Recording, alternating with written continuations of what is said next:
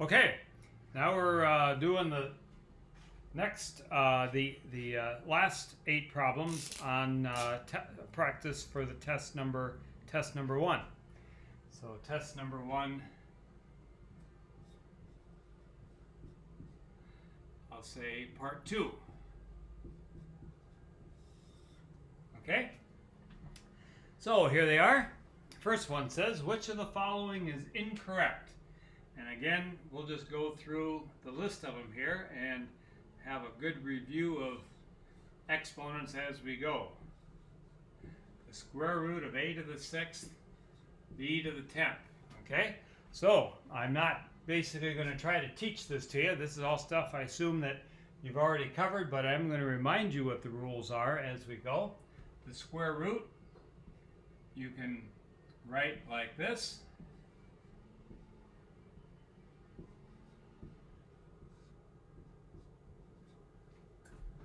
So let me kind of use the rules. The nth root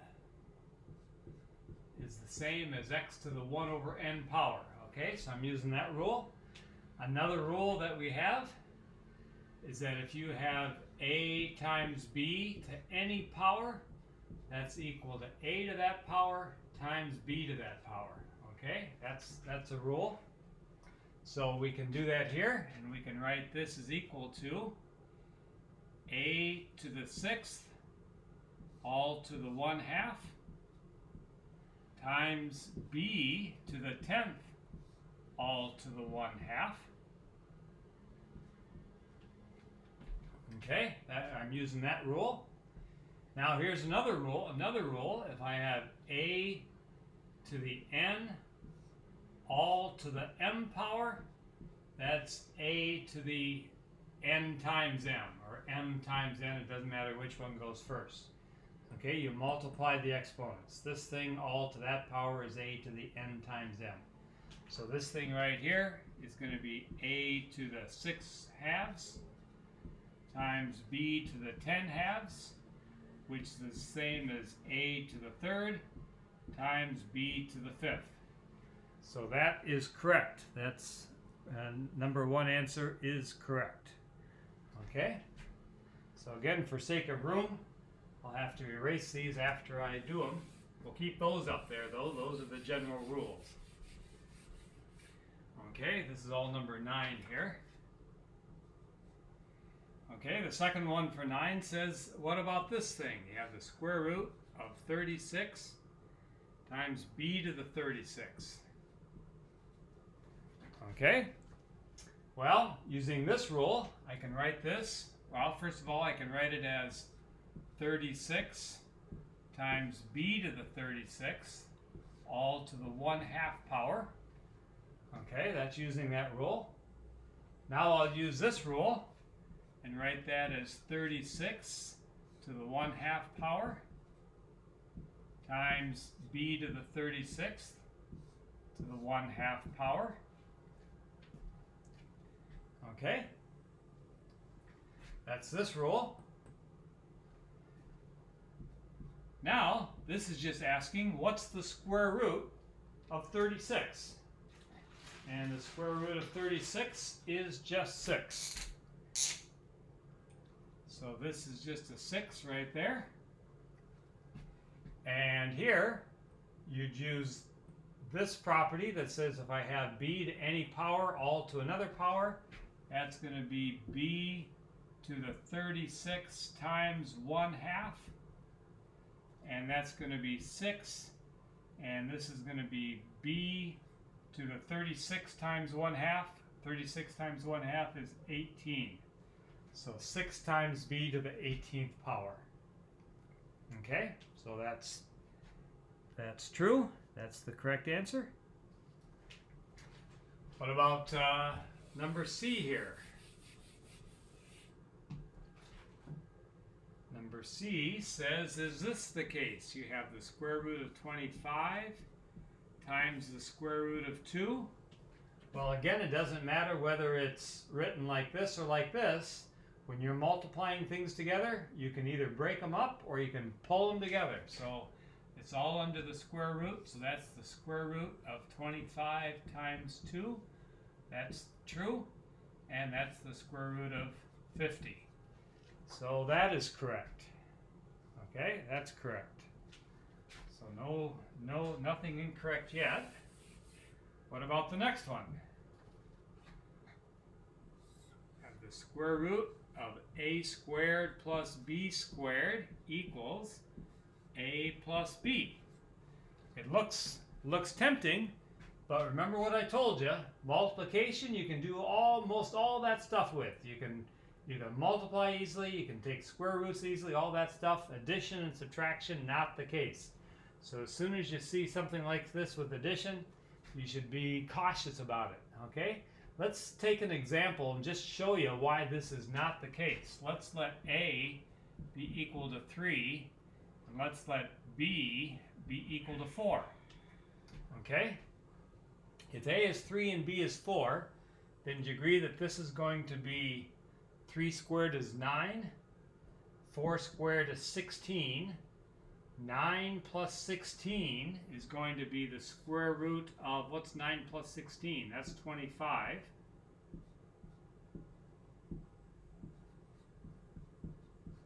Is that going to be equal to 3 plus 4? No, the square root of 25 is 5, right? So we see with this example that this is not true, okay? So that is not true, that is false, that is incorrect. Okay, so that's the one we wanted. Let's go ahead and look at the others just to learn what is true. We have 8 divided by 50 b squared, the square root of that. Okay? So the first thing we can do is to just do a little simplification here.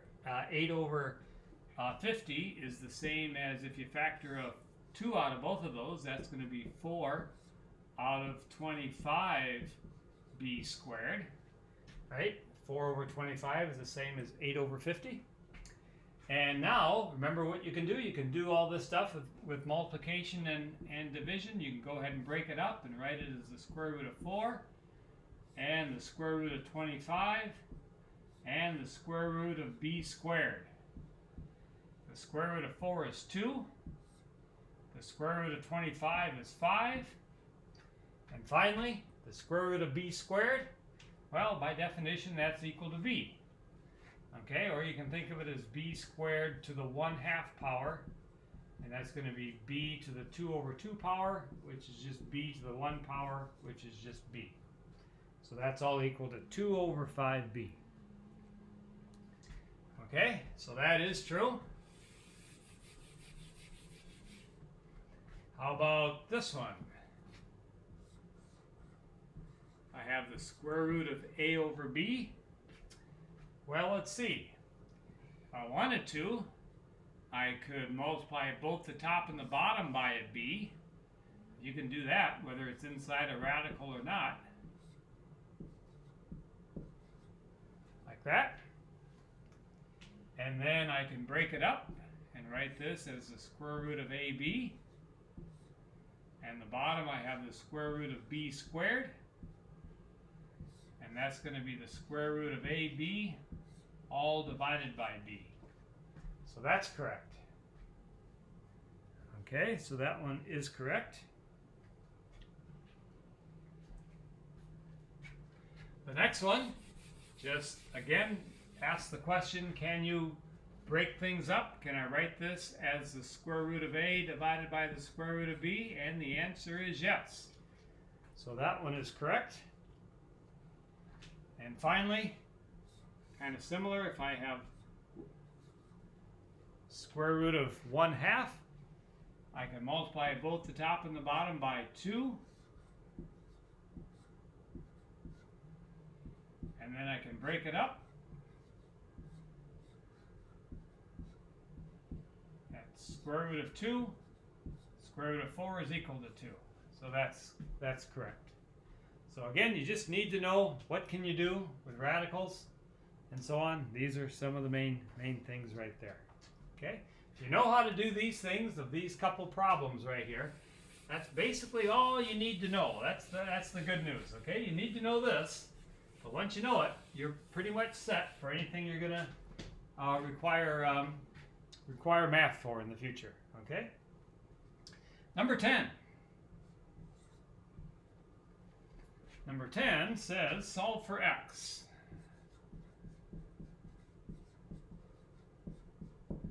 And we're given this expression. 1 plus the quantity 3 minus 2x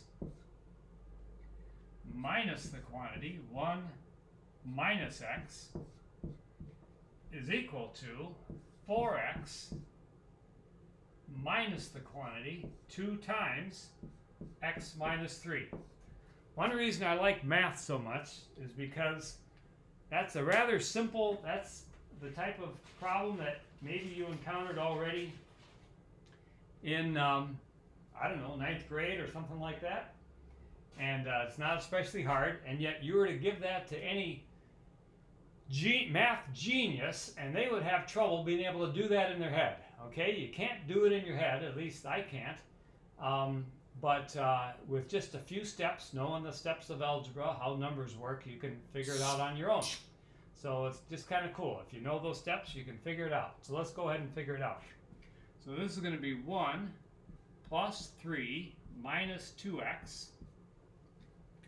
Now, if you subtract what's in this quantity, it's going to be a negative x, and then subtract the negative, it's going to be plus x. So that's over there. Then you get 4x. I finally got myself a good marker that works better. And then I have a negative 2 times x is going to be a negative 2x. And a negative 2 times negative 3 is going to be a plus 6. So I have all that once I get rid of the braces, the parentheses. And basically what you're trying to do is you're trying to break everything apart. You're trying to get rid of all the parentheses and collect things together. Let's go ahead and collect them together. Over here I have 1 plus 3 is equal to 4. I have negative 2x, and there's another negative x, so that's negative 3x plus 1x is going to be a negative 2x. Or I can think of it as those two just canceling each other out. Over here I have 4x minus 2x, which is 2x, and then I have a plus 6. So now I've kind of collected everything on each side together. Now let's collect both sides together. So I'm going to add 2x to both sides. If I add 2x to both sides, I'm going to get 4x over here, and that'll get rid of these here because I've added 2x to both sides. I'm going to subtract 6 from both sides. So if I subtract 6, I'm going to end up with a negative 2 over there. Agreed? And now finally, I can divide both sides by 4. And that gives me x is equal to negative 1/2, which I would not, as I say, be able to do just by looking at it. So that's number 10. Number 11, pretty similar.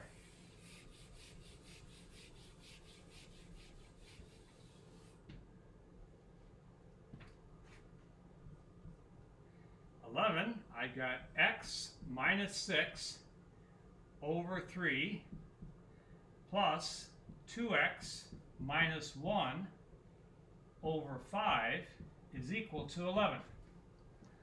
Okay, so the only thing that makes this problem harder than the previous one is you got those denominators there. And I don't like denominators.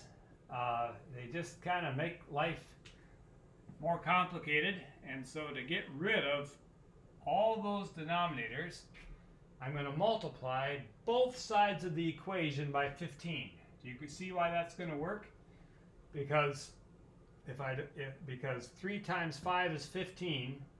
So by multiplying both sides of this equation by 15, I'm going to end up with no denominators over here and none over here. Let's see what happens when I do that. Okay? So 15, as long as you multiply both sides of the equation by the same thing, you haven't changed anything. So if I multiply this side by 15, 15 divided by 3 is 5. So I'm going to get 5 times the quantity, x minus 6. You agree? 15 divided by 5 is 3. So I'm going to end up with 3 here. 3 times the quantity, 2x minus 1. And I can't I can't forget to do this. 15 times 11 is, I think it's 165. Is that right? Yep. 165. Okay? So now it's similar to the previous one. We want to get rid of all those parentheses. So we do it by multiplying it out. I'm going to get 5x minus 30 plus 6x minus 3. See that? Is equal to 165.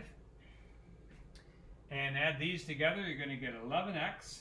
You have 11 x's minus 33 is equal to 165. Add 33 to both sides. What's 65 plus 33? 165 plus 33 is 8, 9, 198. And now you can divide both sides by 11. And I know that this is 15 11s and this is 3 11s, so this is going to be 18 11s. So that's going to be 18. If I take 198 and divide it by 11, I'm going to get 18, which hopefully is one of the answers. Yep, there it is, right there. Okay, so there you go. Okay, that's number 11.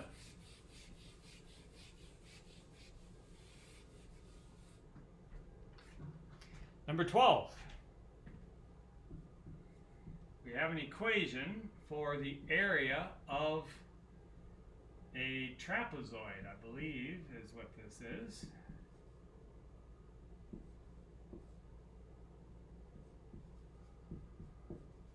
Doesn't really matter though. It's some sort of formula. And we want to take that formula and we want to solve it for capital B. Okay, so we want to get a capital B all by itself on one side and everything else on the other side. So we just have to peel everything away. Okay, we want to peel everything away from this B and isolate it all by itself. So you have to start from the outside, just like if you want the inside of the seed of an orange. What do? You start by taking off the outer the rind, and then you take away the fruit, and you finally get to the middle. Okay, you start from the outside. So the way to get rid of the 1/2 is to multiply both sides by 2. So let's do it step by step, just so you see how it works. Okay, so there I multiplied both sides by 2. That got rid of the 1/2. Now I want to get rid of this h, and so let's divide both sides by h. I'm going to get 2a divided by h is equal to b plus b, like that. We're making good progress. Now I want a capital B all by myself, so now how do I get rid of this small b? I don't divide by small b, because then I would end up with this thing divided by b. That's not what I want. I just want this thing all by itself. So I have to subtract the small b from both sides.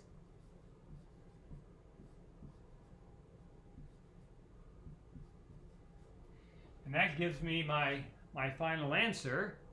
That's a correct answer. You can also, let's rewrite it over here.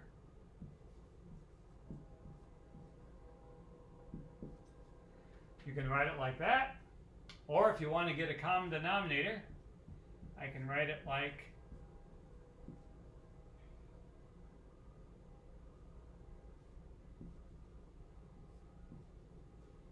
BH over H is the same as B, agreed?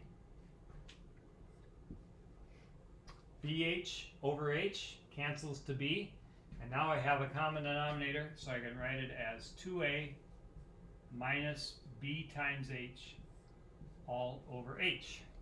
And hopefully that's one of the answers.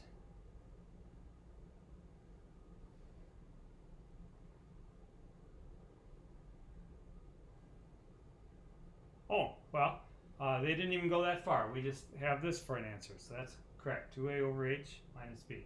Either that one or that one, those would have been fine. Okay, that's number 12.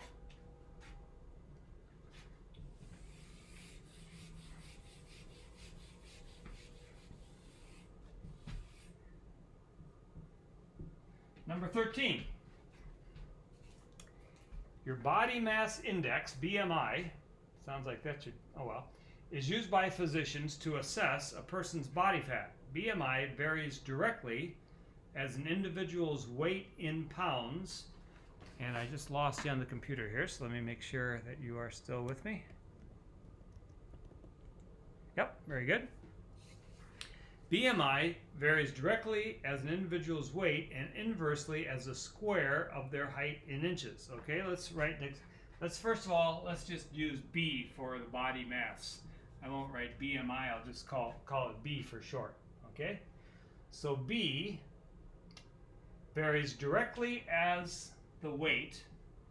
So by varying directly with the weight, you'd put some proportionality constant there, K, times the weight. So B is the BMI, W is the weight,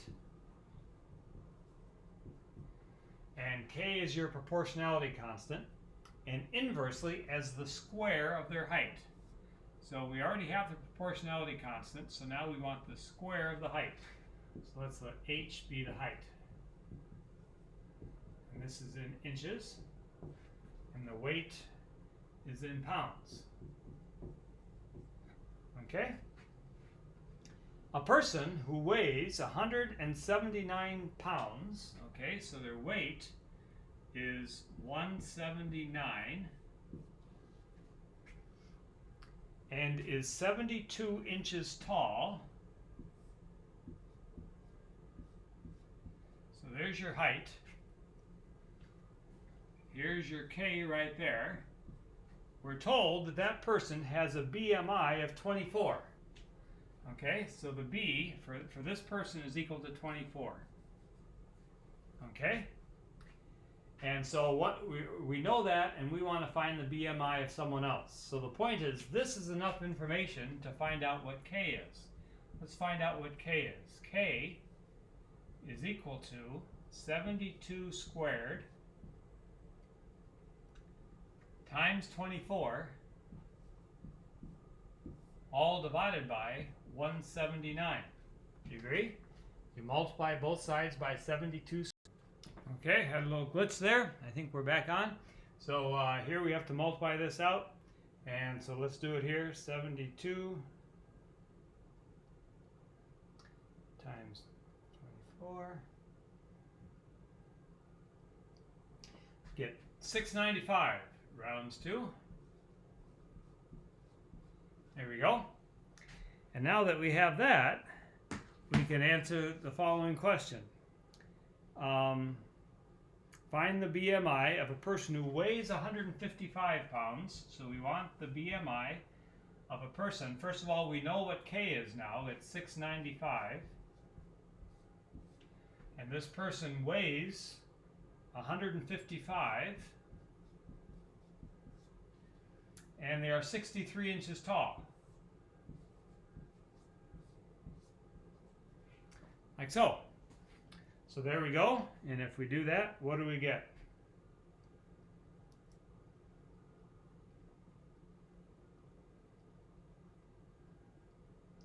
I get 27.144. Rounds to, and sure enough, 27 is answer C. Okay, so that's number 13. Okay, number 14. Here's another one. This one, it shows you've got two problems here. And this problem shows you that you really don't need to even always find that constant. You can do it without. Get a little more light on the subject. The strength of a board, this is number 14.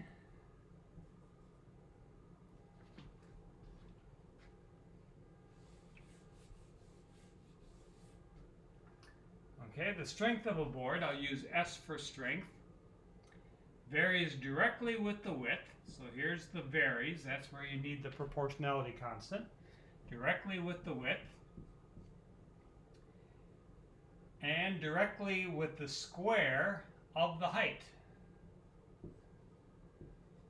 Okay, so there's what's going on. It varies with the width and directly with the square of the height. If board A So board A can support 10 pounds.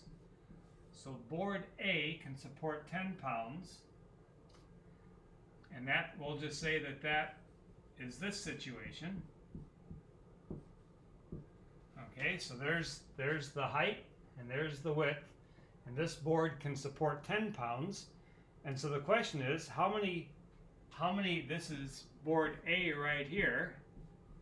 How many pounds can board B support? If it is 5 times as wide, so here you have K, it's 5 times as wide, so instead of W there, you're going to have 5W, and 3 times as high. So instead of having H, you're going to have 3H. Okay? So let me explain again. If we wanted to, we could have put in these numbers. We could have put in some number for W and some number for H, and we could have solved for K here. But it's far easier just to think of it this way. This board here can support 10 pounds. Now we have a board which is 5 times the width and it has 3 times the height. So what will it be able to support? Let's figure it out here. This is going to be K times W. Remember what I said about multiplication? You can do it any way you want. First of all, this is 3H quantity squared. So that's going to be 3 squared. 3 squared is 9. And that's going to be H squared. Okay, you square the 3 and you square the H. And then, notice I have, oops, I forgot my 5 here, didn't I?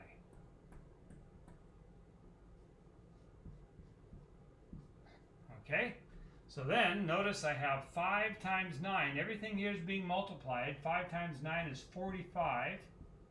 And what do I have left? K, W, H squared. That's what I had right here. K, W, H squared.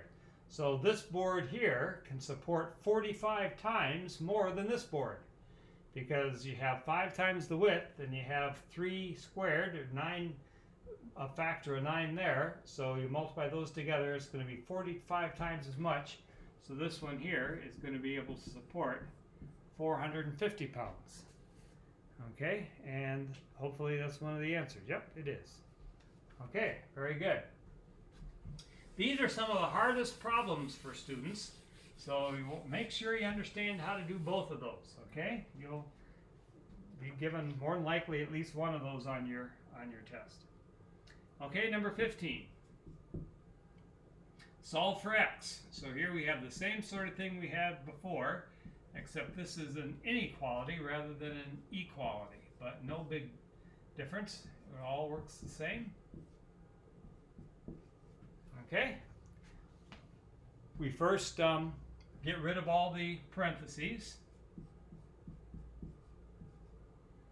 2 times 8 is 16. 2 times negative x is negative 2x plus 3. Then I can add 2x to both sides. If I add 2x to both sides, I'm going to get 5x. And then I'm going to subtract 7 from both sides. So I'm going to get 16 plus 3, and I'm going to subtract 7. So I've got all my x's over here, all my numbers over there. So I get 5x is less than, what's this? 19 minus 7 is 12. And then you divide both sides by 5, get x is less than 12 fifths. There you go. Hopefully that's one of them. X is less than 12 fifths. Yes, very good. That's number 15. How about number 16?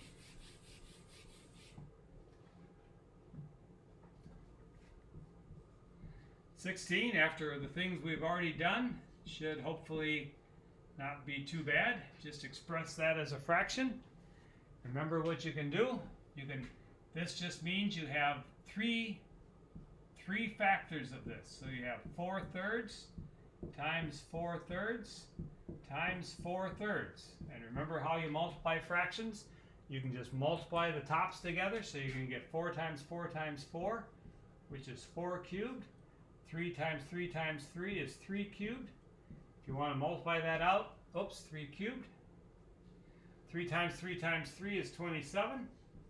4 times 4 is 16. 16 times 4 is 64. So there's your answer.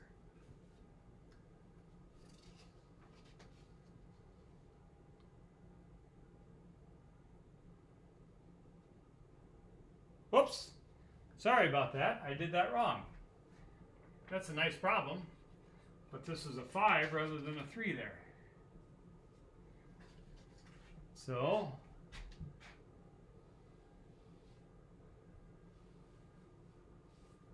all those are 5s. Didn't see that clearly. 5 times 5 times 5 is 5 cubed. 5 times 5 is 25. 25 times 5 is 125. There we go. So it always, that's why it's nice to have the right answers there. And so 64 over 125, B is the answer. Okay, number 17. That was number 16.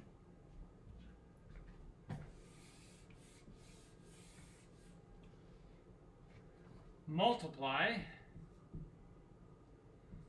x plus 2 times x minus 5. Okay, remember the FOIL method? FOIL method, we go first,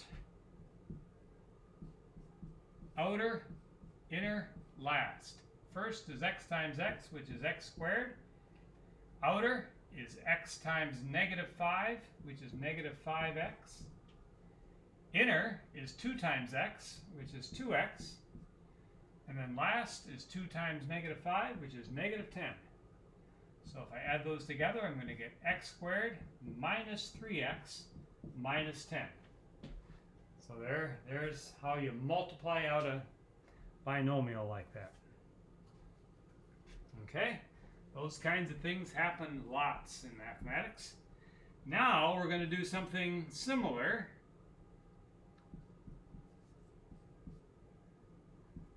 Remember what I told you about this?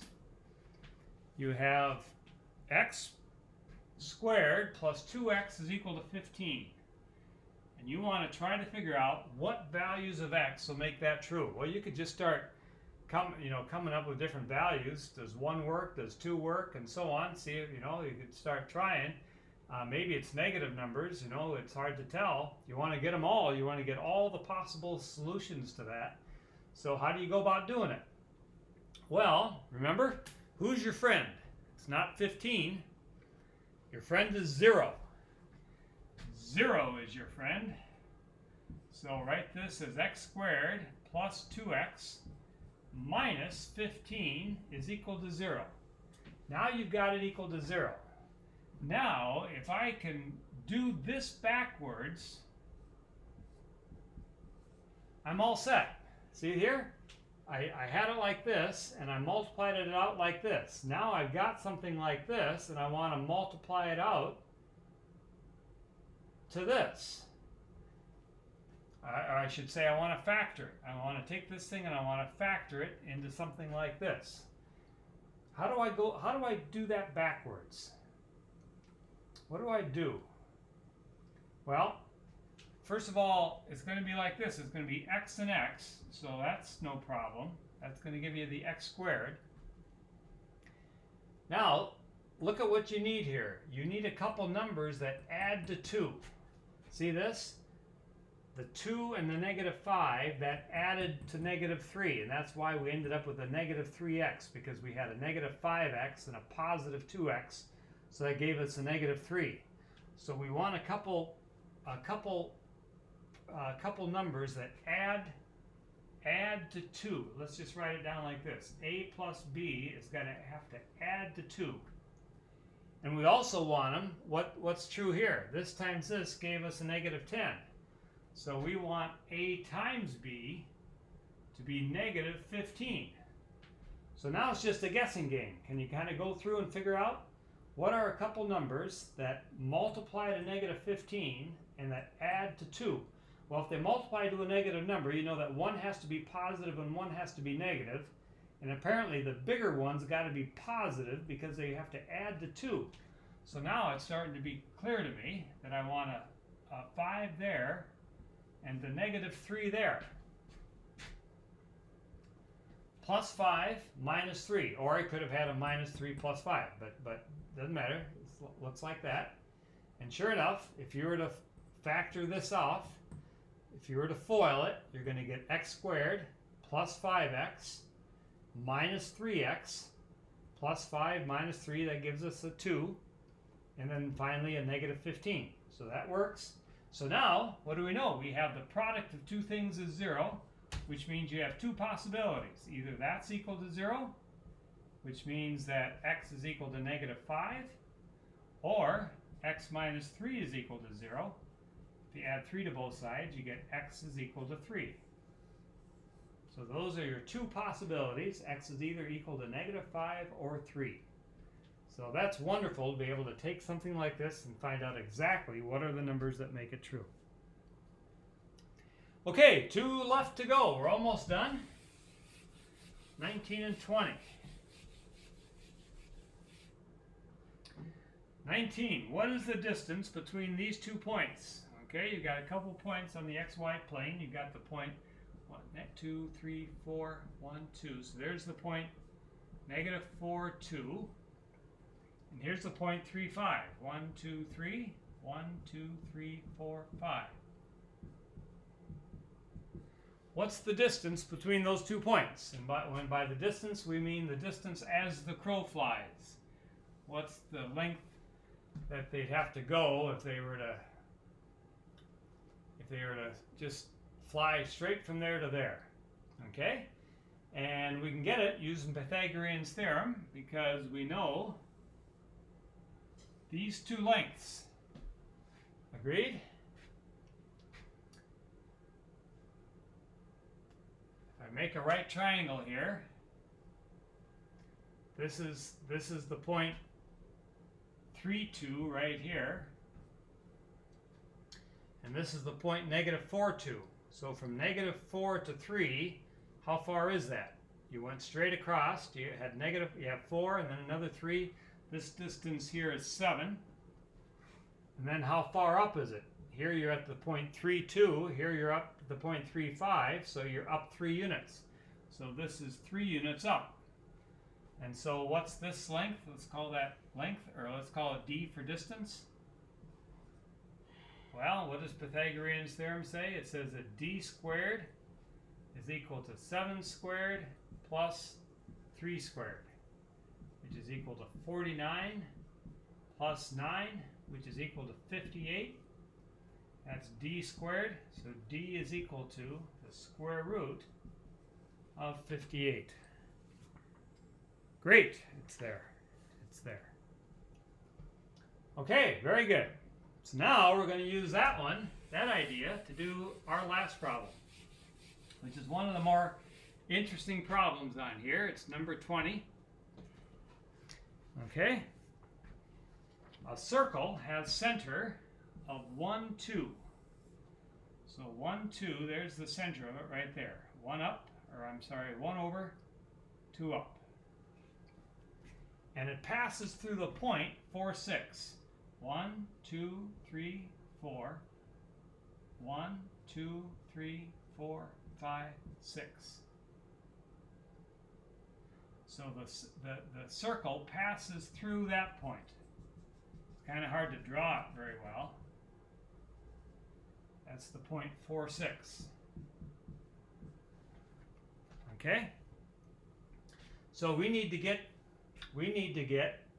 this is the point 1, 2 right here. Okay? So let's do a couple things.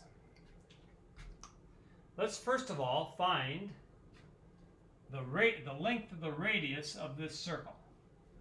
Okay, can we do it? We can do it just like the previous problem. I can go like this and like this. This right here is the point 4, 2 right there, because it's straight over and straight underneath this one. So from here to here, this is 1, 2, this is 4, 2, so this distance right there is 3.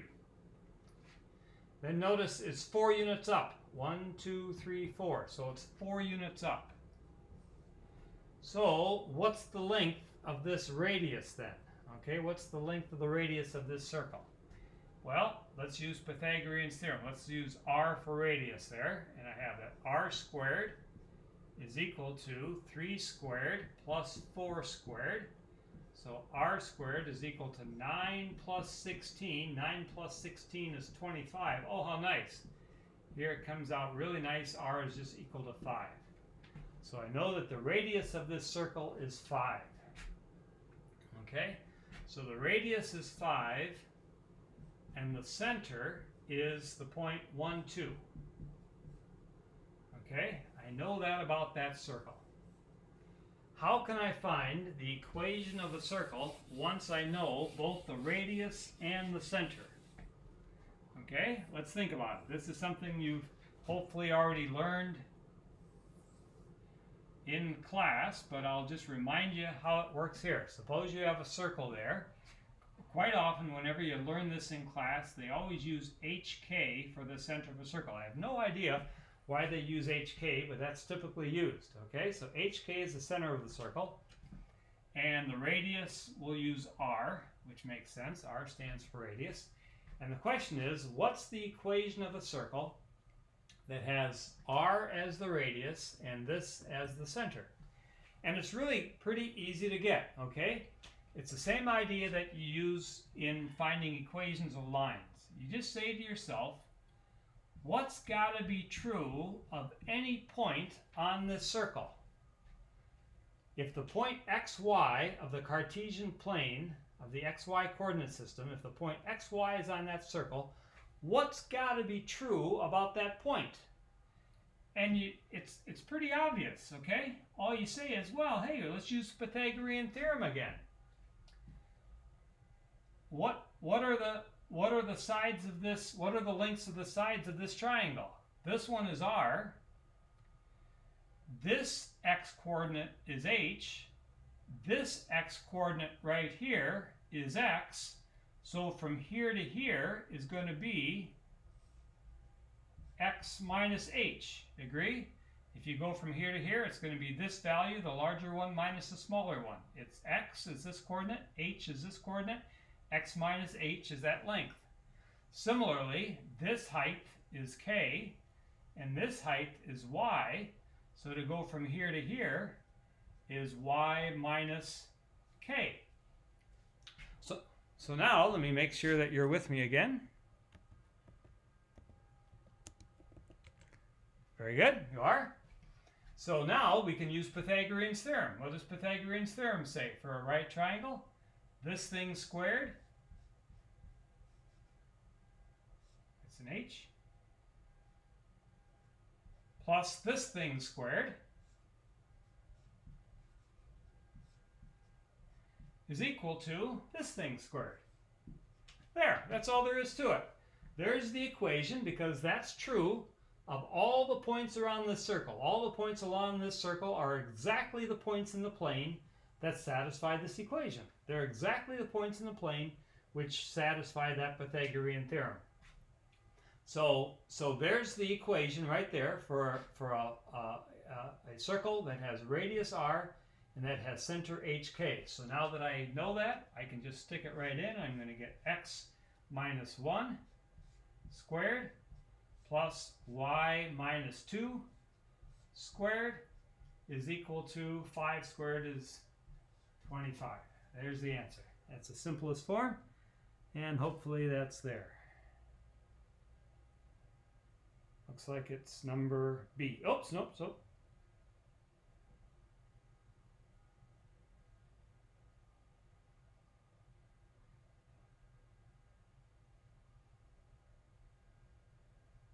Oh, it's none of these, huh? Did I do that right? It's none of those. Haha, how clever. Okay, so it's none of them. So that's the right answer, and it's not there. X minus 1, x or y minus 2 is equal to 25. Okay, very good. So that's the end of the second part of the preparation for test 1. Make sure, if you know how to do all these and you understand what we did on them, this will be a great preparation. It should be all you need by way of reviewing for the first test. So good luck on it, and We'll see you around.